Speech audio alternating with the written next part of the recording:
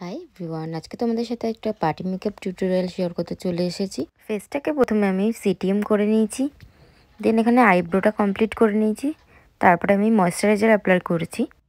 ওর আইব্রোটা একদমই প্লাক করা ছিল না, আর আইব্রোটা খুবই মোটা, যার জন্য আমাকে এতটাই রাখতে হয়েছে। এখানে দেখো আমি গ্রিন কারেক্টার দিয়ে ওর স্কিনের প্রবলেম জায়গাগুলোকে কারেক্ট করে। আমার তেমনভাবে ভিডিও পোস্ট করা হয় না বা ফটোও পোস্ট করা হয় না, অনেক কাজের ভিডিও এরকম আছে পোস্ট করা হয় না বা অনেক সময় ভিডিও করা হয় না, তো ভাবলাম আজকে করি।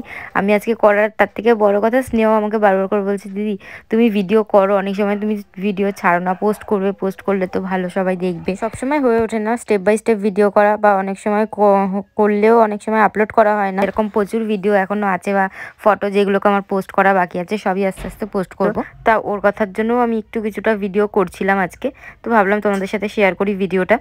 তো ওর বাড়িতে ছিল আজকে কালী পুজো, সেই লুকটাই ওকে আজকে দেবো। এর আগেও ও সাজিয়েছিল বার্থডেতে। তো গল্প করতে করতে অনেকটাই এগিয়ে গেছি। আমি দেখো কারেক্টার করে এখানে কিন্তু ফাউন্ডেশন অ্যাপ্লাই করে নিয়েছি, বেসটা আমি করে নিয়েছি। এরপরে আমি কন্ট্রোলিং করছি। কন্ট্রোলিং কমপ্লিট হয়ে গেছে, এরপর আমি হাইলাইট করে নিচ্ছি, দেন তারপরে দিয়েছি ক্রিম ব্লাশার। এরপর আমি ট্রান্সলেশন পাউডার দিয়ে পুরো বেসটাকে সেট করে নিচ্ছি। এরপর করে নিচ্ছি আমি পাউডার কন্ট্রোলিং। আই মেকআপের ভিডিওটা আর করা হয়নি, ক্লিপগুলো নেওয়া হয়নি, এখানে আমি আই মেকআপটা করেই ফেলেছি।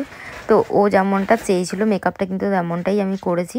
পরপর স্টেপ বাই স্টেপ ও চেয়েছিল শাড়ির ম্যাচিংয়ে একটা আই মেকআপ করবে, তো সেইভাবেই আমি একটা আই মেকআপ করার চেষ্টা করেছি। এখানে আমি আই মেকআপটা কমপ্লিট করে নিয়েছি, দেন আমি ব্লাশার আর হাইলাইটারটা দিয়ে নিয়েছি, সেটিং স্প্রেটাও দিয়েছি। এর আগেও তো বলতে ভুলে গেছি যে আমি বেস কমপ্লিট করার পরেও আমি একবার সেটিং স্প্রেটা দিয়ে নিয়েছিলাম। তো এটা হলো ওর ফুল লুক, ওর চয়েসেই কিন্তু করা হয়েছে, ও যেমনটা বলেছে হেয়ার বা আই লুকটা যেমন হবে।